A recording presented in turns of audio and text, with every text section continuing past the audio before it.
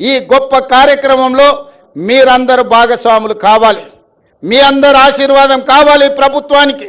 మేము మిమ్మల్ని మనులు మాణిక్యాలు అడగడం లేదు. ప్రజల యొక్క ఆలోచన, ఆదివాసీ సోదరుల యొక్క కోరిక మేరకు ఈ ప్రభుత్వం ఈ ప్రణాళికను తీసుకొని వచ్చింది. 100 రోజుల్లో ఈ పనులన్నీ పూర్తి చెయ్యాలి అని ఈనాడు ప్రభుత్వం టార్గెట్ పెట్టుకొని పనిచేస్తుంది. జనవరి 28 నుంచి జనవరి 31 వరకు ఏదైతే ఈ సమ్మక్క సారలమ్మ జాతర జరగబోతుందో వివిధ ప్రాంతాల నుంచి, వివిధ రాష్ట్రాల నుంచి ఈ మధ్య విదేశీ పర్యాటకులు కూడా ఇక్కడికి ఆశీర్వాదం కోసం వస్తున్నారు.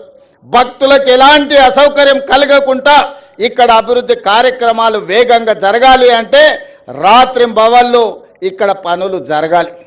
పొద్దుటిపూటనే పని చేస్తే సమయం సరిపోదు, రాత్రి సమయంలో కూడా పని చేయాలి.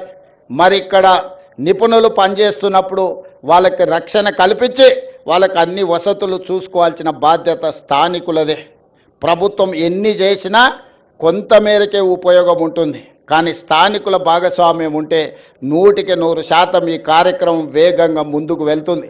ఇవాళ సమ్మక్క సారలమ్మ గద్దెలే కాదు, జంపన్న వాగు నిర్మాణం గురించి భక్తులు రావడానికి, భక్తులు దర్శనం చేసుకున్న తర్వాత వెళ్ళడానికి కూడా రహదారుల నిర్మాణం కోసం కూడా ఈరోజు నేను అధికారులకు సూచనలు సలహాలు ఇవ్వడం జరిగింది.